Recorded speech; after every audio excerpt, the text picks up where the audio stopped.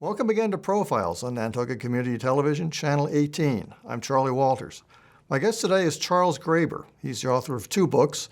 The Good Nurse, published in 2014, tells the true story of Charlie Cullen, a registered nurse who over a period of 16 years was responsible for the deaths of dozens and perhaps hundreds of people. Graeber's book, The Breakthrough, published in 2018, is an account of how immunotherapy has been used in the fight against cancer.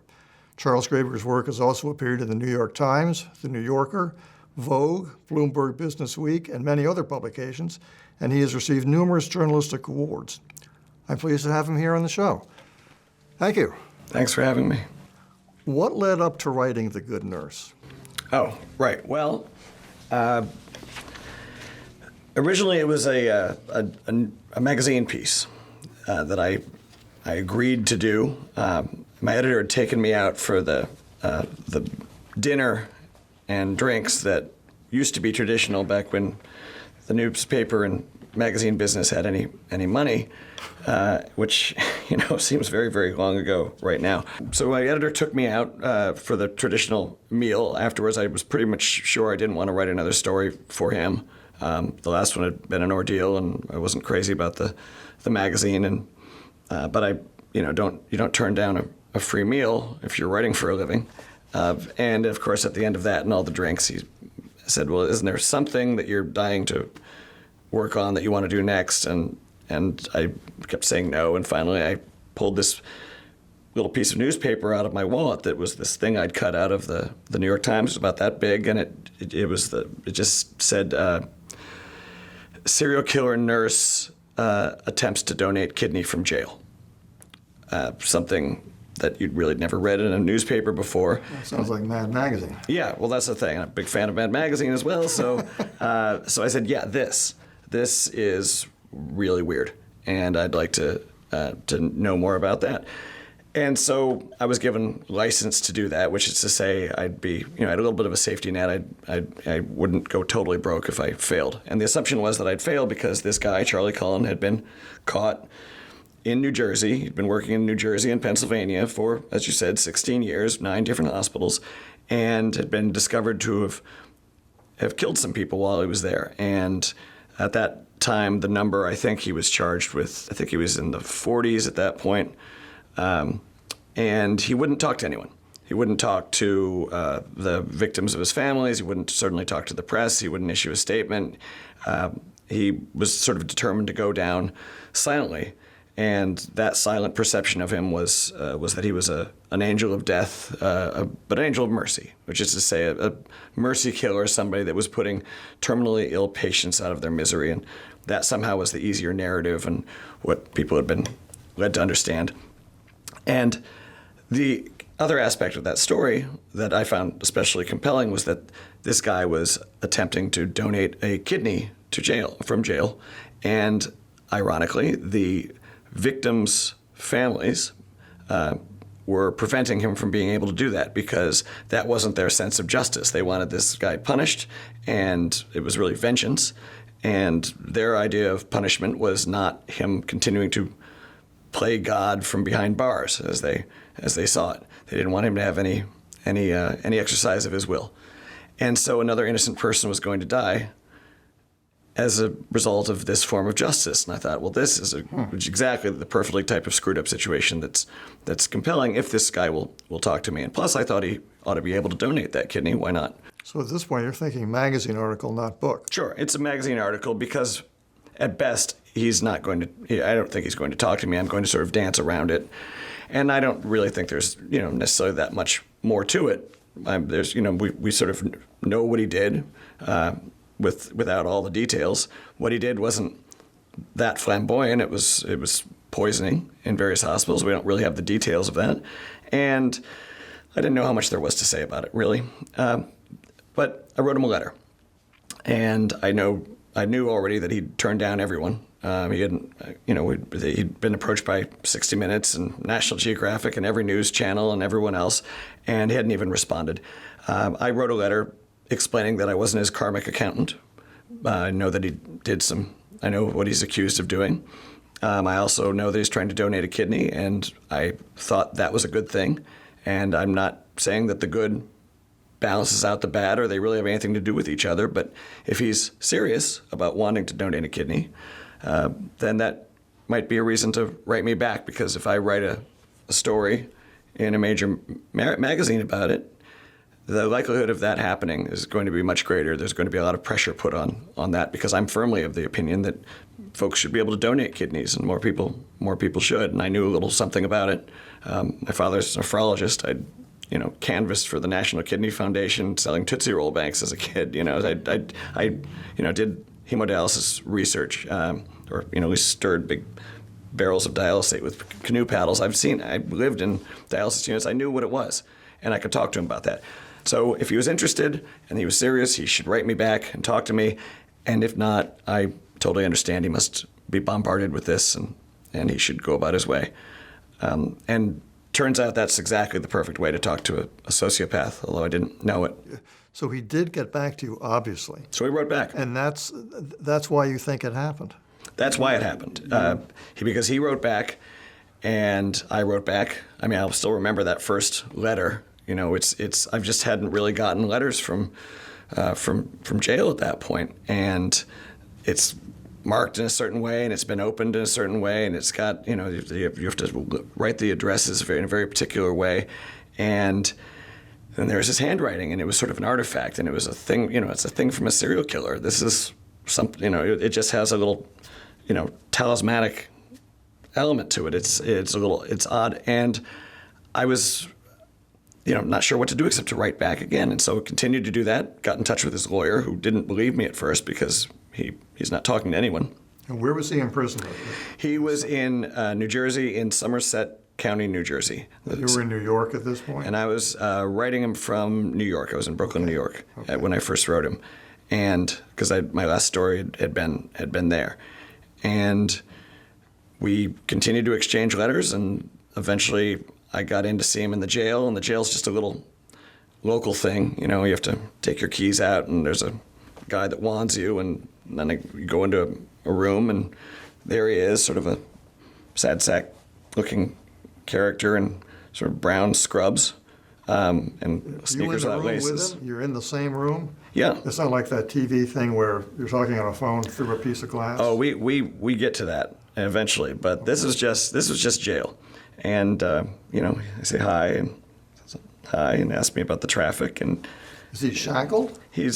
I don't recall him being shackled, but I don't recall him being absolutely free either. There's somebody else in the room with you. Yeah, there's someone else in the room, and there's a divider. We're not at the same table. Although in time, we ended up at the same table. The attorney started giving me his attorney-client privilege time so that I could get in with him in a personal way. I got to know his priest, who allowed me to also come in that time when we'd visit together. I could visit him also via video link, which was really telling because that was a direct line inside the jail, which was a lot of heckling and it was hectic. But that started the relationship, which lasted for many years. I followed him through that experience and then through his trials and eventually into prison after his sentencing, and couldn't, until the book came out, could not tell anybody, certainly not the other members of the press, that I was doing this, because he wouldn't speak to anyone. It would have put me in a compromised position. So when you first met him, had he been convicted of anything? No, he was under arrest. Accused. And what charges?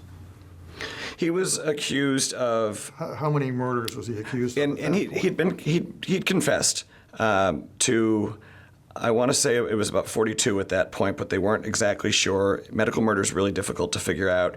He said he couldn't remember exactly, but he'd work with the detectives to figure it out. They made a deal with him for him to be able to do that in exchange for the death penalty, or taking the death penalty off the table, which wasn't really a big threat. They hadn't executed anybody since the 40s in New Jersey, and also Charlie Cullen had, in theory, attempted to commit suicide some 18 times at that point, so it was an odd deal, but it was part of what he wanted, and I think he really enjoyed that period of time, going through the medical files, looking for his own signature, so to speak, not his literal signature, but the signature of his actions.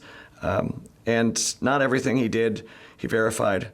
Not everything he did was found, as I later discovered. But during the course of this, talking to him all this time, and the final times we were speaking, he was in Trenton Maximum Security, so that was with the phone across the bulletproof glass, and you have to go in at night because he's with the non-coms, the people that have done terrible things to Boy Scouts and will be killed by other prisoners fairly quickly if they're in the general population. Over the course of these conversations, I discovered a lot about him. He's narcissistic in the extreme, which is what a sociopath is. A manipulator. A manipulator, and also just really focused on how things affect him. Now, he's going to be in jail for the rest of his life. Oh, yeah. But this is really what turns this book, is that it's not about cops and robbers or, bad guys and good guys. It ends up being the serial killer's best friend, who is his biggest defender, a woman named Amy, and then comes to realize that maybe she's protecting the wrong person, and she risks everything, her own career, and she thinks possibly her life, trying to figure out what's true. Wears a wire, essentially steals medical files, and goes undercover as Agent Amy, and is really terrified. She's the only normal person in the book, right? Because everyone else thinks, homicide detectives, I spent years with the homicide detectives so I could get their language and thought process, years with the killer. Amy's just, she doesn't think murder's normal. Everyone else, they deal with murder all the time. Every day. So she's us, so she's a very welcome addition to the book when she shows up. Do you know if Charlie Cullen has read The Good Nurse? It's interesting. I don't know. He's never told me that he has. We've stopped speaking. There's really very little utility that I have for him anymore, and as a sociopath, he's a very practical person in that regard. Very little utility he has for me either, so I don't know. I believe he does, and unfortunately, I think even though he would not at all like his portrayal in the book, I am sure he's still proud of it. Because all the attention is focused on him in that context. And because, what came out through the years I spent on this was was a series of patterns that I couldn't prove, but I couldn't put away entirely either, having to do with when he committed these murders. Usually it had nothing to do with the patients, really, just had to do with him and his moods and what was happening that day with, on the ward and what he needed. But there were other patterns on specific days, saints' days, days of relevance, certain numeric patterns that popped up. And also interesting was the victim count. The number of people that he ultimately was accused and convicted of murdering is in the high 20s. I forget if it's 29 or 30. But there's no question that's wrong, very wrong by several hundred. And I noticed, moved those numbers according to the previous record holders for this type of murder. So he's the most prolific serial killer in American history, but he didn't want to go too far above what was required to hit that mark, I noticed. And of course, he would confess to none of this. He may not even be conscious of it because that's also the nature of the sociopath. So, very complicated guy to talk to, very complicated guy to write about. Now, it took you many years to write this book, as you said. Yeah. I'm interested in what it was like for you to be in such a dark place for such a long period of time. Yeah. I thought I was dealing with it great. It was heavy stuff, obviously. The conversations were fine. Sometimes I'd get out, and just have to go. Usually I would just quickly talk into a dictaphone or give myself a voicemail message so I could just regurgitate everything that I'd heard as verbatim as possible, especially when I was in maximum security, Trenton lockup, because you couldn't bring, I thought about smuggling a pencil lead under my fingernail to scratch a little, but you can't, that's not, ultimately you just have to remember everything. And I just thought that was the job, and it was tiring. But really writing the book was the harder part, because in order to, I don't say anything about Charlie. I just let the logic of the sentences tell you how he's thinking and let you understand his essentially madness. And that's the dark place. It's almost sort of, I guess, method acting has a writing style. And in order to be able to do that, to understand and write accurately about a sociopath without judgment and without distance. Compartmentalization. Yeah. Which, I don't know, I think I could do it. Well, how do you get away from it? Right. Well, the thing about the sociopath is that so we all have these drop-down menus when we interact with people. You see somebody for the first time and it's sort of, greet them, ignore them, befriend them, all sorts of things. On that drop-down menu for the sociopath, at least for Charlie Cullen, is also kill. And he feels about the same way about all of those things. It doesn't really spike the adrenaline in any way. It's not oh my God, am I going to do this? That's the nature of this sort of killer. You have to have all of those things be equal and possible. And so that, for instance, if he'd tell you about what he did during the day, he'd tell you a lot about how some guy was a jerk in traffic. There would be maybe a shorter mention, if any at all, of the fact that he'd murdered someone. So he may not even remember the murder as much as the fact that someone had cut him off and they disrespected him. And so in order to write accurately about that and understand that, I tried to do that with myself without killing anyone, obviously. And I think I was really successful, but I think it kind of screwed me up for a little bit. I also found that I ended up speaking with a lot of returning veterans. And we didn't articulate it in this way, but of course they've had to do the same thing, haven't they? In Afghanistan or Iraq. That's what they're asked to do. So that's what they're asked to do. Yeah, and some of them were successful, and a lot of them wrestled with it, and we somehow managed to find each other, not always in good ways. But I didn't really recognize that until I got out of it, and I this is what knock wood, am out of that. But it did take a little bit because it didn't even occur to me that I'd gone somewhere, But I, in retrospect, definitely did. And how do you come back? I guess just time and empathy gives you a little distance on it. But yeah, you don't recognize you're in it until you're out of it. Now, your next book, The Breakthrough, is, in a sense, going in the opposite direction because you're dealing with what's ultimately an optimistic, feel-good story about serious matters.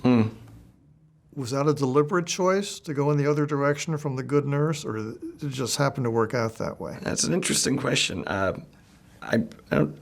find that I do very few things deliberately, I guess you'd say, and that at least not those sorts of choices. I kept saying I want to write about puppies or something. That would be really, and instead I wrote about cancer. So I guess you could look at it that way. Well, yeah, but you wrote about curing it. Yes. But the other book was about catching a serial killer ultimately, and somebody. So, but it wasn't dark. You're right. It was definitely not conscious. It was. I didn't want to write such a hard book. I really wasn't my intention to do that. It was simply something that I became aware of. I realized that other people were not aware of this. I myself couldn't get my head around exactly what this was. The fact that that we essentially have figured out how to cure cancer. That can't possibly be true because I would know about it already. Someone must. Why isn't anyone telling me this? The fact that, and it's a bit like the Charlie Cullen story, which is, this is really important. This is the most important, interesting thing I know about, and I'm not sure what the journey to making everyone aware of this and to getting my head fully around it is, but it's essentially an obligation at that point. So that's really what got me into it. So this is about immunotherapy. Did you know about this before you finished The Good Nurse? This all happened after you wrote The Good Nurse? All happened after I wrote The Good Nurse. And it's all happened so, immunotherapy is Tell us what that is. Describe what it is. Right. It's a 120-year overnight success story.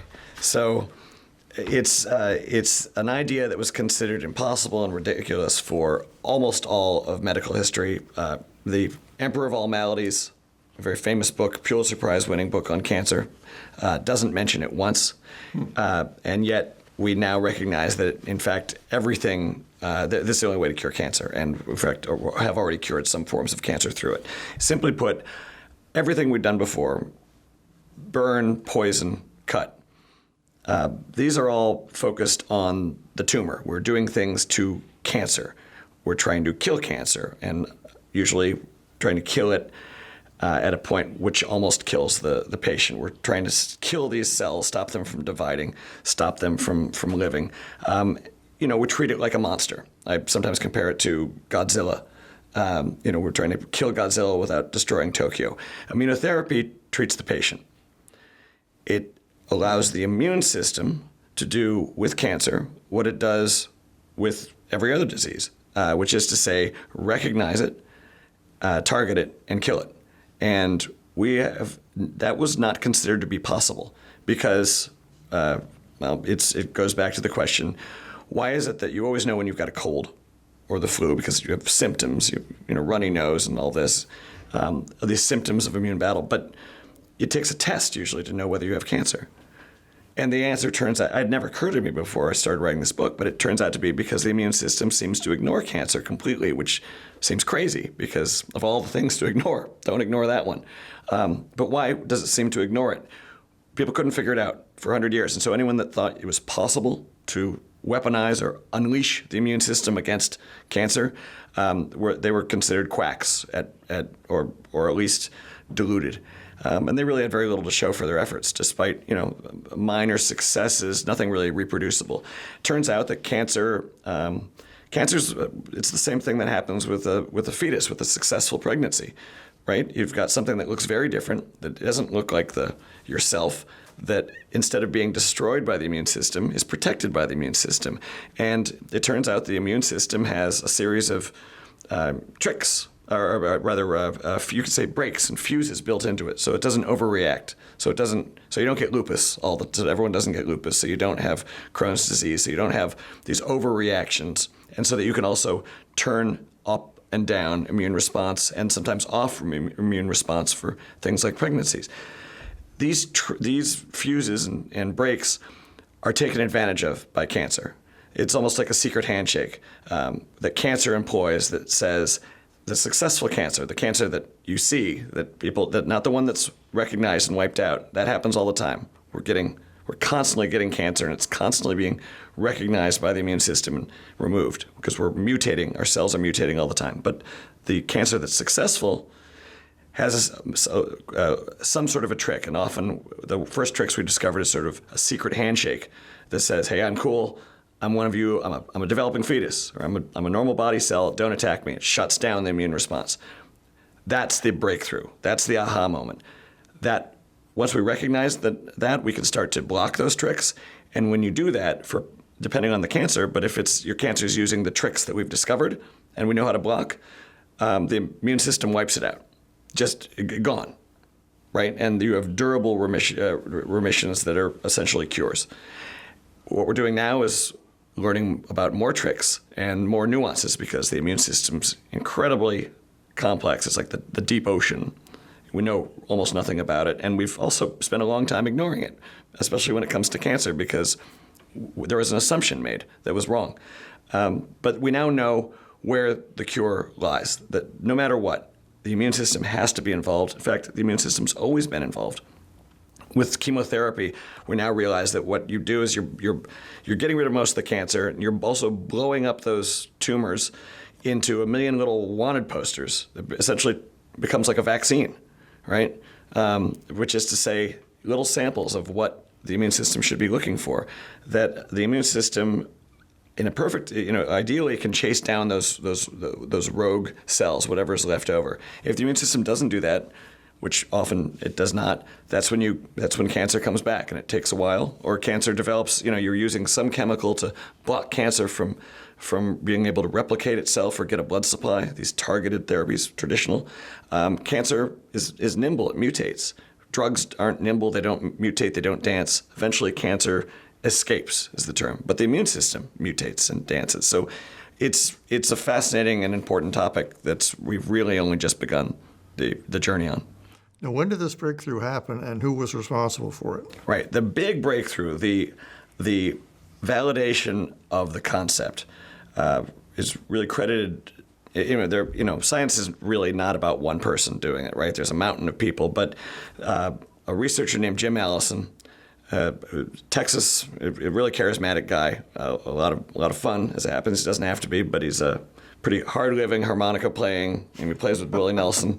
A researcher, brilliant guy, and his was the first because he found the first of these secret handshakes, and he wasn't even looking for it. This is the thing. Everyone was sure there wasn't such a thing. He was just trying to understand how the T cell worked, how it recognized, what that variability was, and why sometimes it didn't. And in doing that, he found this interaction that could be blocked and recognized, oh, I bet I maybe could cure cancer this way. He wasn't allergic to that idea. Started doing the experiments that direction, and it ended up working out. That was that handshake that he discovered. We call CTLA4.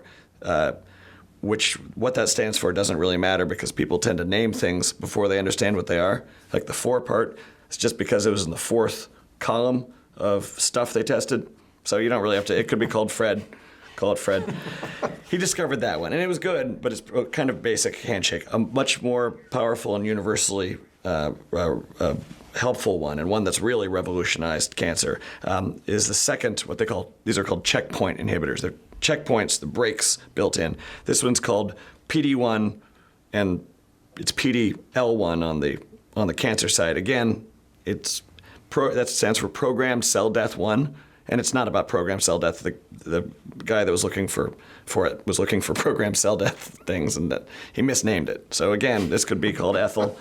But that was Tasuku Honjo at the University of Kyoto, but helped by a whole bunch of other people. And those two checkpoint inhibitors turn out to be the fundament of, they've revolutionized the numbers in a number of forms of cancer, and more than anything else, validated an entire approach, which is to say, yes, the immune system can and does recognize and kill cancer and can be helped to do so. And so that's where all of the funding, all of the best minds, all of the attention and research is now focused there, away from this other stuff, which was only going to give you, the improvements in everything else have really changed lives, saved lives, been hugely important, but we were never going to get to 100%. Now we're talking about 100%, and this is the direction. And that's what the Nobel Committee recognized actually the same month my book came out. Professors Allison and Honjo, your groundbreaking research has added a 4th pillar in cancer therapy. It represents a new paradigm for treatment, not directly targeting the cancer cells, but rather releasing the brakes of the immune system. Your seminal discoveries constitute a landmark in the fight against cancer for the benefit of numerous patients and all humankind. On behalf of the Nobel Assembly at Karolinska Institutet, I wish to convey to you our warmest congratulations. First, James Allison, who received half of the prize. Allison of the University of Texas in the United States. And the other half of the prize to Tasuku Honjo at the Kyoto University in Kyoto, Japan.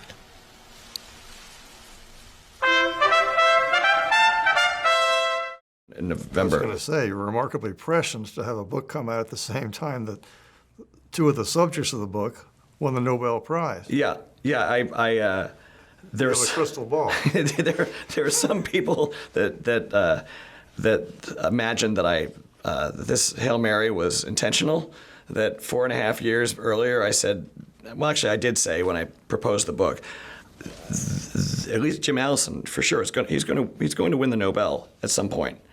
I don't know if I thought he would have done it before that, but nobody understood what I was talking about when I said that. My publisher had never heard of this. My agent had never heard of this. These are the people that I need to convince so I can afford to write the book for 4.5 years. Nobody had ever heard of this before. Nobody I met.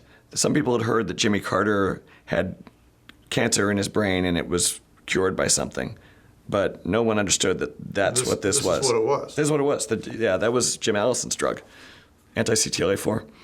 How long before this is universally applied. So it's already going that way. Right now we have a handful of immunotherapy drugs, including these checkpoint inhibitors I just spoke about. We've got a few other approaches I could talk about, but they're all geared they're all built on the premise that you can use the immune system to defeat cancer, and then there are different ways of either turning up the immune system or building. If you can't find the right T cell to do it, you can build your own T cell maybe and change exactly what it sees, sort of like popping on a different vacuum cleaner attachment and building up a huge clone army of those and injecting them. That's called CAR T. There are different approaches, but there's really only about a dozen of those right now because it's that new. There are some 3,640, I think, at last count, other targets currently in the pipeline. They're just stacked up on top of each other. It's never been anything like it in the history of cancer research. It's really what people consider to be a penicillin moment, because no one really gets penicillin much anymore, but the hundreds of drugs that came out of that and were looked for because of the concept was demonstrated, obviously have fundamentally altered the human experience and our relationship with disease. So that's all happening now. So that's being applied across the board. Not everybody knows about it. A lot of physicians were trained against this, so not every place knows to recommend them. And as I say, it's also new. A lot of the good stuff, we don't know if it's the good stuff yet. We're still testing it out, so it's still in clinical trials, but they're getting through this stuff as quickly as possible. There's a lot of basic science to be done still, because we've discovered this thing works, and now we're working backwards to figure out exactly why. Because the metaphor, as you might imagine, these MD PhDs are recognizing it's a lot more complicated than a secret handshake. We're talking about immune cells that no one knew existed and that seem to have personalities and are remarkably complicated and nuanced and have different ways of communicating and you have to be able to respond urgently to something you've never seen before. And we have an immune system, in fact, that's designed to be prepared for things that may not even exist. They just randomly assign different things to look for. How do you do that and not kill your healthy cells and also allow pregnancies to go to term? And I mean, it's crazy. It's the most interesting. It's really the most interesting thing I know about. I was very lucky. It wasn't 4.5 years of writing. It was 4.5 years of beating myself over the head with various books and talking to people and being the dumbest guy in the room and asking really basic questions, and then going back 3 years later and re-examining what I thought I understood and going, oh, now I thought I knew it. You can't just talk on the surface of this stuff. You have to really know it in order to be able to speak plainly about it so that everybody can understand it. So that's what took all the time on this. It was a real pain in the ass. It really was. With a good outcome. With a great outcome, because it's really, people are reading it and understanding what cancer is, how it works, what's coming. It's essentially an argument for a rational hope, because you should be hopeful. We figured out, the physicians I spoke to, the MD, PhD, which say doctor scientists, 1 foot in the lab, 1 foot at the bedside, tell me that the first plan is to cure their patients of cancer. And for things like metastatic melanoma, or which no one was surviving, they didn't see patients twice. Sometimes their waiting rooms were always strangers. 60% of those people are now at least 5-year survivors, and which is to say they're functionally cured. This is an overnight thing. This is since 2014 that was approved. And so we haven't even tried it in all these other companies. So they're telling me if they can't get Plan A, which is to cure their patients today, Plan B is to keep them alive long enough to be able to take advantage of what's around the corner. That's the kind of faith they have in this. I'd never thought oncologists use the word cure, and the word cure and the word breakthrough, both of which are in my the title and the subtitle. Mm-hmm. I checked with a lot of people before I used those words, and the experts that I knew, including the guy that won the Nobel, said, "Oh yeah, yes, we use those words." I didn't know oncologists use those words. Not when you're talking about cancer. So everything's changed, and people don't know it, and and they have to. and it needs to be in plain language. So, if you want to read the really more the detail, I write my books like this. So the book's about that long, and you can read it in a night if you're really, or in a day if you're really dedicated. And then the endnotes are much smaller print, about the same size, and they go into all the detail. But I try not to bog people down too much. Before we go, you're involved in television as well. Yeah, a little bit. Talk about that. So at the same time that I was beating books against my head, I had also taken on, gone back to true crime. I thought perhaps if I was going to geek out on the science, I should make sure I had a balanced diet, and which would be hard science and true crime. I consider that to be a balanced diet. So I was executive producer for a Netflix series that's out now called The Disappearance of Madeleine McCann. So I was living in London and south of Portugal, investigating the disappearance of a 4-year-old girl named Madeleine McCann. And this was when? And this was in 2004. She disappeared. Her parents were at a resort popular with the English in the south of Portugal, in the Algarve. They'd gone to dinner with other couples. There were a whole bunch of them. They were sort of it's a little complex. The kids were left to sleep. They came back, and Madeleine's gone. And it was, like these other stories, there's the true crime element, but there's also another element, which is essentially, this is the digital age Limburg baby kidnapping, because it happened just as the iPhone's coming out. It's happening just as social media is a thing. This is really the first global phenomenon. The Pope, David Beckham, and J.K. Rowling, and everyone gets involved, and it's a story that is not to be believed because the suspicion turned fairly quickly to the parents, and it's never completely left them. And in the course of this, we all discovered that this bucolic little seaside town actually has a very dark underbelly, and so digging into that. Anyway, it was a different sort of storytelling for me. Is this a series? It's sort of in the style of The Making of a Murderer, but with more recreated material. It's 8-part. But it's all true. It's a lot of interviews. I'm not on camera. I'm sort of, I'm the guy standing like this behind the camera, trying to make eye contact near the camera. It's a really different experience. The first time I'd done anything like this. And what are you working on now? Well, I've got a series that I want to base out of Nantucket. I'm finally going to write about puppies, except it's going to be hard-boiled true crime, but it's going to take place here, so it'll be fun, it's actually fiction. The other thing I'm working on that's really interesting is something called Operation Unicorn Dust. Sounds entirely ridiculous, but I'll tell you about it. Okay. Feel free. So it's basically a plan to save the rhinoceros.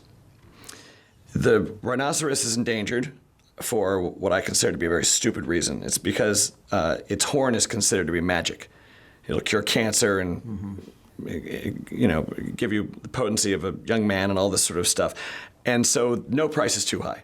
So you can't protect it enough. The more you protect it, in fact, the more valuable it becomes, the more it's worth somebody who wants magic to pay somebody who has no money at all to take impossible risks to get them what they need. So the more you protect it, the higher the price goes, the more it's worth it for people to take crazy risks. That curve ends at 0 rhinoceri. Mm-hmm. But the problem is, of course, that rhino's horns are not magic at all. They're just made of the same stuff as your fingernails. They're keratin. So Operation Unicorn Dust is a plan to, and actually it's in operation, to disrupt and disgust the market for magic by creating, by flooding the market, the black market, with artificial rhino horn made from human fingernails sourced in Southeast Asian nail salons, and also from nails that are being sent in to me from kids around the world, to also implant them with, I know how to get rhino horns stolen. I won't go into the details of that because, and to also film all of this. But basically the idea is that when you realize that you're snorting your uncle's fingernails and having paid platinum prices for it, you very possibly will not do that twice. And I think people will leave the rhinoceros a horn. So we have to, or the rhinoceros alone. So we have to discuss the market. So this is that plan to do it. I don't think anything else will work. That was not the answer I expected to that question. I know. I'm delighted to hear it. But to go back to the Nantucket project. Yes. Or not the Nantucket project. I know, that's right. What you're doing involving Nantucket. Is this television or a book? It's a book. A novel? It's a novel. A novel, really? Yep. Interesting. That sounds like fun to me. So you're talking about the break in terms of nonfiction. I'm wondering whether nonfiction can ever be a break.